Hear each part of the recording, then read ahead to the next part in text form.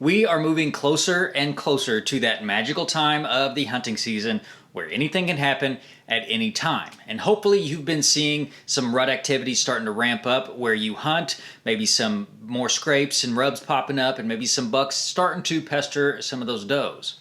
And if you're not seeing this kind of activity, stop this video right now and go watch my last video where I go over some pre-rut hunting tips. Not only will these tips get you closer to the action during the pre-rut, but it'll help you all throughout November as the rut really starts to kick off. So if you are new to hunting during the rut, maybe this is your first hunting season, or you are struggling to just have success during this time of the year when everybody says it's supposed to be the best time to tag a buck, there are some fundamental things that you can come back to get you closer to this action.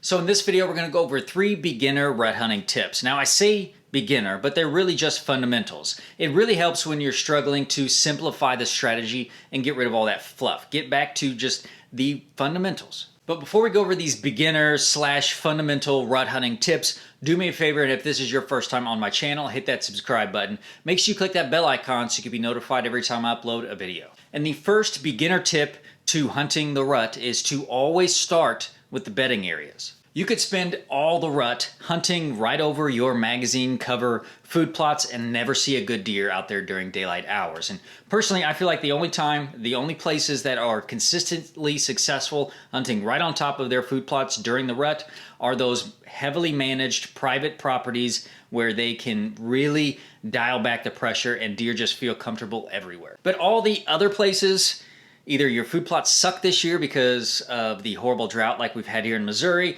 or you're only seeing those young, dumb bucks stepping out into those food plots during daylight hours. All the good deer, all the big bucks that you're really after are only stepping out into those food plots under the cover of darkness. And the same goes for public land except without the food plots. Those open fields or high hunter traffic areas are just not going to see much daylight deer activity because they know where the danger is. The big bucks are going to be following those does to the thickest, safest bedding areas they can find. So start planning your hunts around quality bedding cover first, and then look for the food sources if you don't already know where they are. And on public land, you can use the pressure from careless hunters to drive deer toward you. And on private land, if you don't have good cover, then you need to spend some time in the off season creating it. Get out of those food plots and pick up a chainsaw. Get out there and cut down some trees, create some good cover, but learn what trees you should and shouldn't cut first. And the second beginner/fundamental rut hunting tip is to hunt from the outside in. And when I say hunt from the outside in, what I mean is when you find those thick bedding areas, you don't want to just go right out into the middle of them or even right on the edge of them. Instead, look for trails that are a little farther away leading into and out of the bedding areas. That way you can back off of it a little bit, kind of see how deer are using the area. Use that first sit as kind of an observation sit, but you're still close enough that you can see some of the action. You can always move in closer on your next sit, but if you go right in there right off the bat, you can either screw up that area for maybe a couple of weeks, if not the rest of the season. Stay on the downwind side of the bedding area and be very careful on how you approach that stand. Leave plenty of space there, but close enough that you can still intercept bucks that are cruising through, scent checking that area for does, but you're far enough away that you're not just going to spook everything.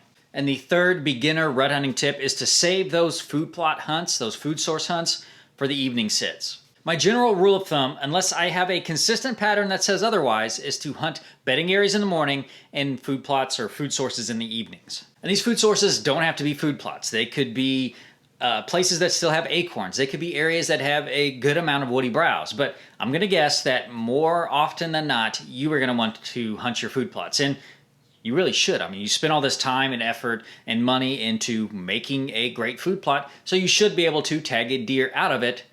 But instead, I'm going to say near it. This time of the year, I don't think we should be hunting right over the top of our food plots. I think we should spend most of our time, we will have a higher chance of seeing a buck, not just a buck, just deer in general, if we're hunting these staging areas near our food sources. They could be 20, 30, maybe even 50 yards away from our food plots where deer are just going to hang around, kind of loaf about a little bit, grab something to eat, stage up for when they feel more comfortable going out into our food plots. And usually that's after it gets dark. And I think that's one of the biggest mistakes that new hunters, or actually not just new hunters, but private land hunters just make all the time, is that they think that just because they have this really nice food plot that they put all this effort into, that means we have to hunt right over the top of it. And it's just not true. A lot of times We can be successful hunting around the food plots where deer are coming to those food plots rather than right over the top of them. Like I said earlier, most of your action is going to be in the areas around your food plots, unless you are on one of those very carefully managed properties where deer aren't pressured all that much. That's probably why you're only getting pictures of deer out into your food plots at night. They're just waiting for the safety and the cover of darkness.